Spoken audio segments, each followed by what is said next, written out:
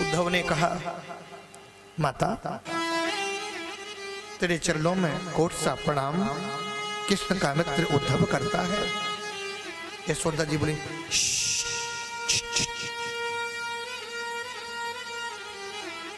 धीरे से बोलो, लाला पल्ले में सोए रहो।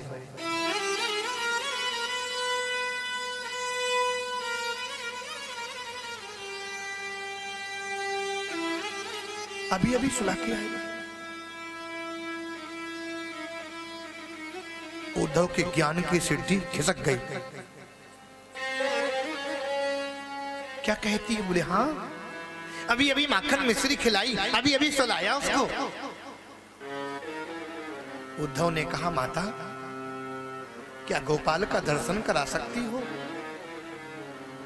यशोदा को ये भान होता कृष्ण मेरे पास है, क्योंकि एक स्वरूप से भगवान चले गए थे मथुरा और एक स्वरूप से यशोदा के हृदय में प्रवेश कर गए थे। मैंने कल निवेदन किया था, यशोदा को ये भान होता कृष्ण मेरे पास नहीं है, तो यशोदा के प्राण चले जाते। और जैसे झूले की ओर बढ़ी, पलना की ओर बढ़ी, पलने में गोविंद नहीं,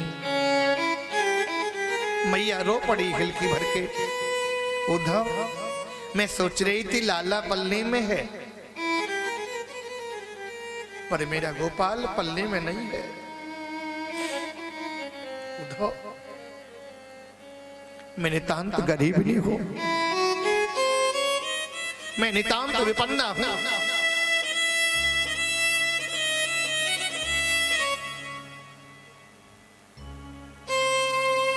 तुमको लाला ने भेजा? हाँ।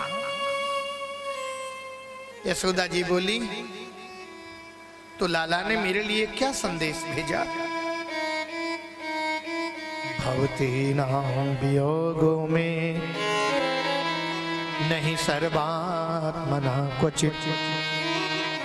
संयोग होगा, उसका वियोग हो गई होगा। और माता से कहना मुझे याद नहीं करे, बस यही कहना। मैया बोली, तत्सुखे सुखित्वम। मैं तो चाहती उद्धव मेरा लाला जहां भी रहे वहां सुखी रहे, बस मैं यही चाहती, बस मेरी यही एक इच्छा है।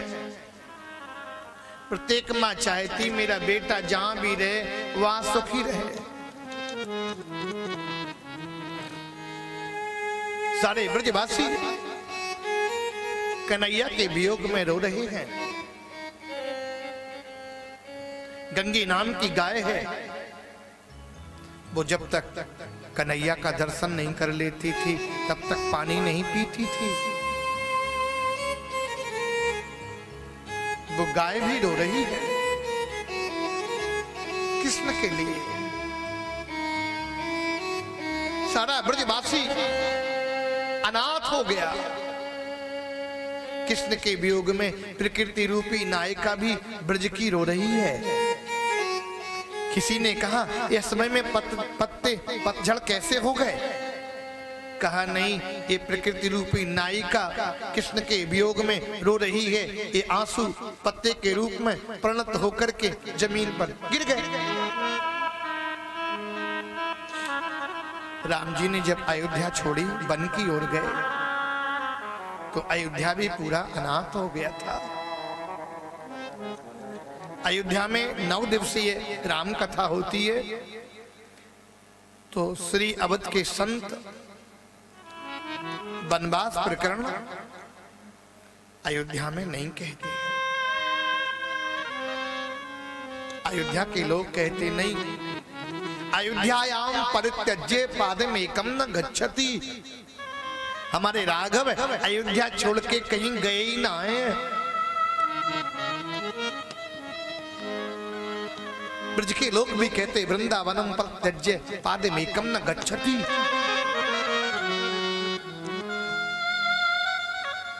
उद्धव बोले, माता लाला शीघ्र आएंगे, नंदरानी बोली बस वो कहीं भी रहे लाला, चाहे जीवन भर ना मिले, पर मैं तो ये चाहती कि मेरा बेटा सुखी रहे। प्रत्येक माँ अपनी संतान के प्रति यही एक मंगल कामना रखती है।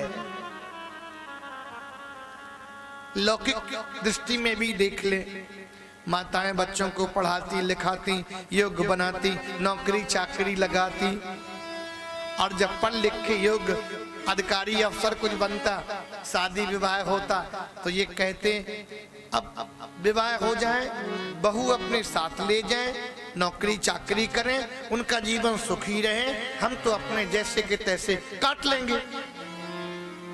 ये प्रत्येक माता पिता के मन में यही भाव होता। यशोदा कहती मेरा लाला सुखी रहे, बस मैं ही कामना करती। कहा राधा रानी से मिलना है, कहा राधा रानी तो कुंज में मिलेंगी।